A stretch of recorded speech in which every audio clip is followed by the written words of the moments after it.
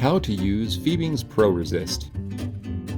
This is a demonstration for the proper application of Fiebings Pro Resist, which helps to resist dyes and stains on the smooth, high points of the leather.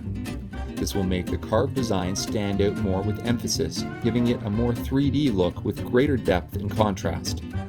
For this demo, we used a carved natural leather journal cover. To transfer the Pro Resist from the bottle to the leather, you can use a slightly damp sponge.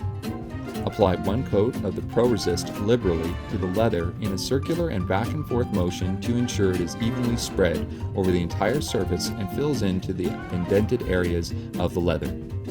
Make sure you cover every part, because if you miss a spot, it will appear darker when you apply the dye or stain.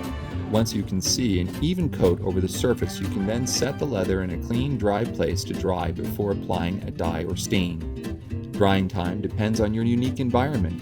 You can leave it overnight to ensure it is completely dry. That is how you properly use Fiebings Pro Resist. Buy this product directly from Fiebing.com or other Fiebing dealers.